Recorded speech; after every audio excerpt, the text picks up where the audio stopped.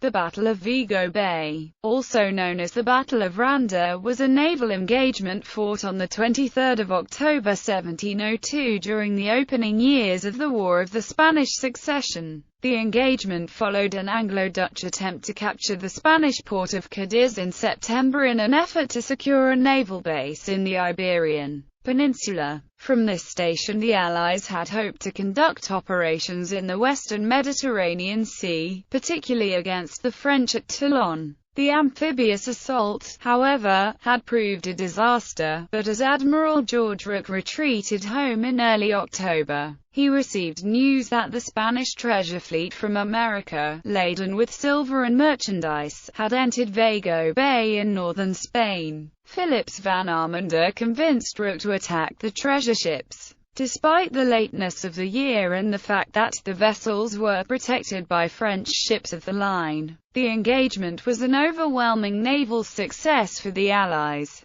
The entire French escort fleet, under the command of Chateau Renaud, together with the Spanish galleons and transports under Manuel de Velasco, had either been captured or destroyed. Yet because most of the treasure had been offloaded before the attack, capturing the bulk of the silver cargo had eluded Rooke. Nevertheless, the victory was a welcome boost to Allied morale and had helped persuade the Portuguese king, Peter II, to abandon his earlier treaty with the French, and join the Grand Alliance. Background: the accession of the Bourbon Philip V to the Spanish throne in 1700 had aroused little opposition in Spain, except amongst the Catalans. In the Spanish-American Empire, however, officials and colonists resisted French attempts to take over their trade. Dutch and English traders, though officially illegal, were accepted by the Spanish, but in the Caribbean, French admirals who had come to protect Spanish silver home to Europe were regarded with intense suspicion. The first French squadron sailed in April 1701 under the Marquis de Coetlogon, but the Spanish governors would not even permit him to buy victuals, and he returned empty-handed. Nevertheless, the weakness of the Spanish navy left the government in Madrid little choice but to rely on French warships for escort duty. Every effort was made to ensure that the bullion was landed in Spain rather than France, from where it might never return. The naval campaign of 1702 was therefore played out in two distant theaters of America and Spain, linked together by the trail of the Spanish treasure ships across the Atlantic. However, the Royal Navy's main effort was not off the Spanish Main, but off the Spanish coasts in Europe. Under the leadership of King William III, the maritime powers, England and the Dutch Republic, had resolved upon a Mediterranean strategy for the Allied fleets. A policy continued under William's successors following his death in March 1702. It was hoped that this strategy would encourage Portugal to join the Allies, open the Strait of Gibraltar, and secure English naval power in the Mediterranean. Their allies, the Austrians, were also clamoring for a naval presence in the Mediterranean to assist him in achieving their own primary ambitions, the capture of Spain's provinces in Italy. To meet these ends, the Anglo-Dutch fleets would first need to seize a port in the Iberian Peninsula from which their ships could operate. The Allies, therefore, resolved upon an expedition, led by Admiral George Rooke, to capture the southern Spanish port of Cadiz, and at a stroke cut off Spain's transatlantic trade. Prelude: Silver Fleet from America. On the 11th of June 1702, the Spanish Silver Fleet from New Spain left Veracruz under escort of a French squadron commanded by Admiral Chateau Renaud. The Spanish vessels were commanded by Manuel de Velasco in his armed galleon, the Capitana de Barlovento, one of three ships forming the Armada de Barlovento, whose task it was to protect the fleet. The whole convoy arrived at Havana on the 7th of July, before striking out across the Atlantic on the 24th. The fleet comprised 56 vessels. 22 were Spanish, the rest French, including a large number of merchantmen which, by the end of the voyage, had sailed for France as soon as their safety across the Atlantic had been assured. When Chateau Renaud had set out for the Caribbean in 1701, war between France and the maritime powers had not yet been declared, but the convoy had since received news of the outbreak of hostilities and of Rooke's blockade of Cadiz, the usual destination of the Silver Fleet from America. It was clear, therefore, a new harbor would be needed. Velasco considered the small port of Los Pasajes, but Chateau Renaud favored Brest or La Rochelle, or even Lisbon. A compromise was put forward, and on the 23rd of September the Franco-Spanish fleet entered Vigo Bay in Galicia. There was, however, considerable delay in unloading the cargo. The whole administrative apparatus normally present at unloading was in Seville and Cadiz, and had to be awaited before anything could be put ashore. When the unloading eventually began, it was found that means of transporting the goods were lacking. As a result, priority was given to the silver, which was unloaded first and dispatched inland to Lugo. Allied pursuit. By mid-October the English government had learned of the Spanish presence in Vigo Bay, and immediately sent off messengers to scour the seas for Rooke and Admiral Cloudesley Shovel, the latter of whom had been cruising with his squadron off Ushant. By now Rooke was returning home from the disastrous campaign against Cadiz, which, due to ill discipline and poor cooperation, had forced the admiral to abandon the enterprise at the end of September. Fortuitously, however, Rooke had already learnt the news of the Spanish convoy from one of his own ships, Captain Thomas Hardy in the Pembroke, who had stayed behind to water in the Portuguese port of Lagos. Pembroke's chaplain, a Jersey man named Beauvoir, had learned from the boastful French consul of the treasure ships in the harbour, news of which had been confirmed to Beauvoir by a messenger from the Imperial Embassy in Lisbon. At once, Hardy gave chase, and caught Rooke on the 17th of October in time to prevent him crossing the Bay of Biscay. Admiral Rooke recorded in his journal, under consideration of the intelligence brought to Captain Hardy of the Pembroke, it is resolved that we make best our way to the port of Vigo, and insult him immediately with our whole line, if not by such detachments as shall render the attempt most effectual. Rooke sent ships to explore the mouth of Vigo Bay. A landing party had gleaned information from a captured friar that King Philip's part of the treasure had already been landed,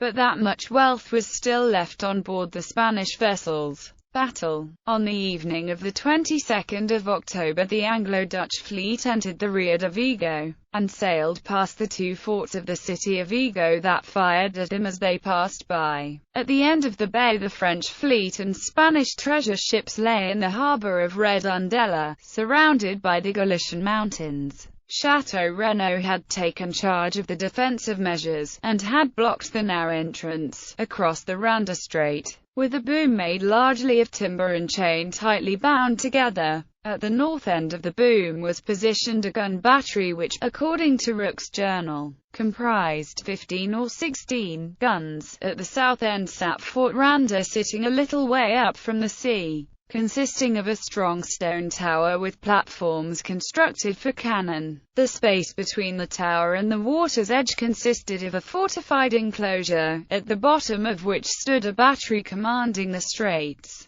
In total, the Rande fortifications had been armed with more than 30 guns. To supplement the French troops from the fleet, a number of levies were raised by the Prince of Barbanzone, Governor and Captain General of Galicia. Aboard the Royal Sovereign an Allied Council of War discussed the options for the attack. The plan was to destroy the boom with English and Dutch ships, whilst the troops from the fleet would silence the shore defences. But the naval encounter would not be a conventional line of battle engagement. Vigo Bay allowed no room for the deployment of a battle line, so Rooke had to adapt his tactics to the exigencies of the situation. Rooke recorded in his journal, upon consideration of the present position of Monsieur Chateau Renaud's squadron, and in regard the whole fleet cannot, without great hazard of being in a huddle, attempt them where they are. It is resolved to send in a detachment of 15 English and 10 Dutch ships of the line of battle with all the fire ships,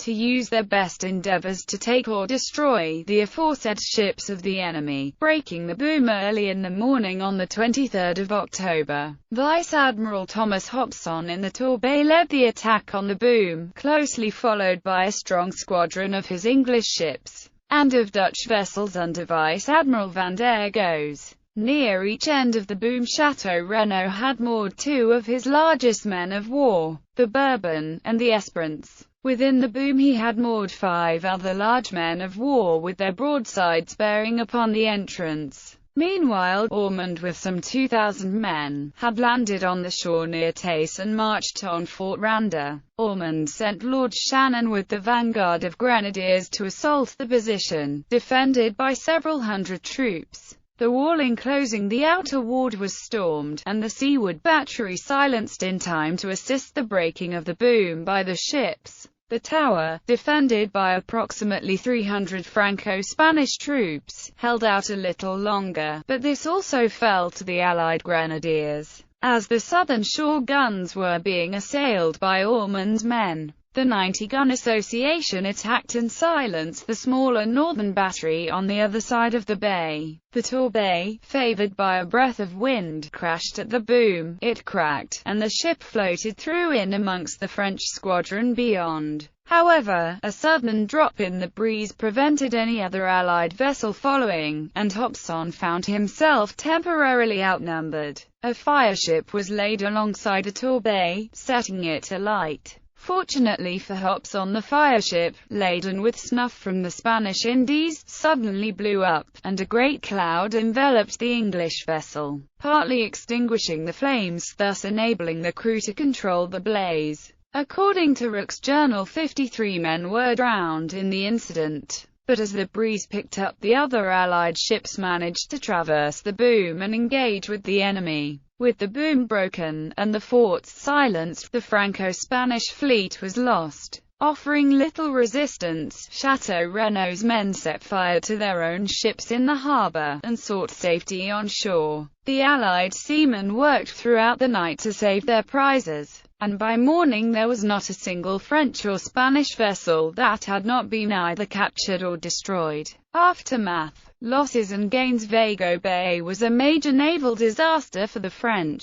Of the 15 ships of the line, 2 frigates and 1 fireship, not a single vessel escaped. 5 ships were captured by the English, and 1 by the Dutch. The rest were burnt, either by the Allies or the French themselves. The Spanish suffered as badly. Of the 3 galleons and 13 trading vessels in the fleet, all were destroyed, save 5 which were taken by the Allies. By the 24th of October most of the damage was complete. What remained of the ships and the fortifications were destroyed by Admiral Chauvel's squadron on 27 October. Spanish naval losses meant a total dependence on the French Navy to keep up communications with the Americas. However, the Spanish government felt no financial blow. It owned only 2 of the 3 large galleons, and none of the trading vessels. Those who suffered most, not just from the losses of the ships but also from the immense merchandise on board, were the private traders. The news that the treasure fleet had got safely to Vigo was initially the cause of celebration for the merchants of Holland, but the subsequent reports of the battle were received with mixed feelings in Amsterdam, as the wealth captured or destroyed belonged as much to the English and Dutch traders as it did to the Spanish.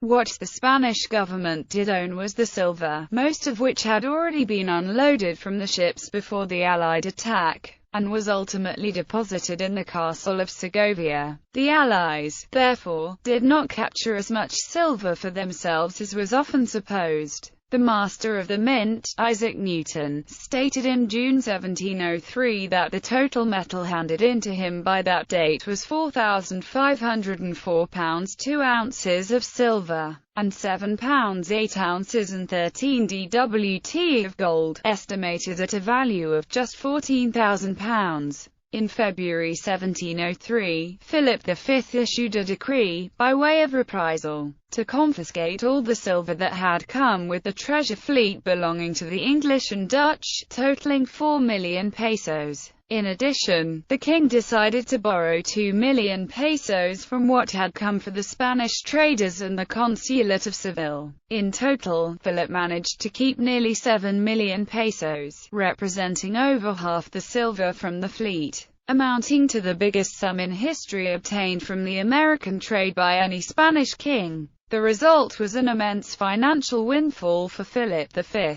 Methuen treaties. The naval success at Vigo had considerable implications for the Grand Alliance. On the accession of the Bourbon Philip V to the Spanish throne, King Peter II of Portugal, anxious to remain friends with his more powerful neighbour, had signed an alliance with France in June 1701. But it was the security of Portugal's overseas empire that was more important than its inland frontier. To protect Portugal's trade routes from South America, the ministers in Lisbon knew the importance of aligning themselves with the dominant naval power in the Atlantic. After Rooke's success at Vigo, it was clear that naval strength reposed in the maritime powers. In May 1703, the Portuguese signed the Methuen treaties with England. The preservation of our overseas colonies makes it indispensable for us to have a good intelligence with the powers which now possess the command of the sea, commented José da Cunha Brochado,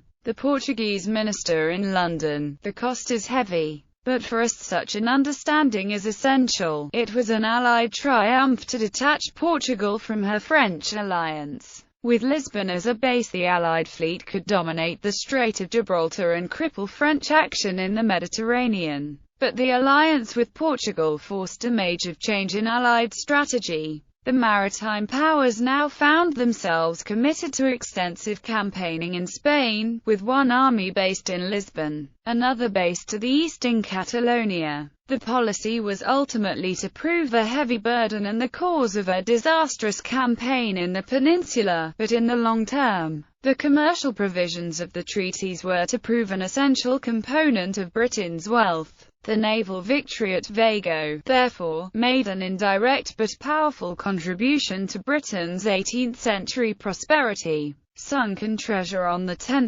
August 1990, after being surveyed by sonar side scan on behalf of 5th Centenario, remains of the wreckage Santo Cristo de Maracaibo were found off the Seas Islands by ROV submarine at 79 meters depth. Contractor, Hydrographic SA, Tarragona, surveyor and ROV, pilot, Olaf Hingst, vessel, Patella says, Vigo, fleets. These tables show the ships of the line that took part in the action, not the entire fleets. In popular culture, the battle is referred to in Jules Verne's novel 20,000 Leagues Under the Sea. The book's protagonist, Captain Nemo, draws his wealth and the funding for his submarine Nautilus from the cargoes of the ships sunk by the British during the battle, which are depicted as never having offloaded their treasure and as being easily accessible to divers.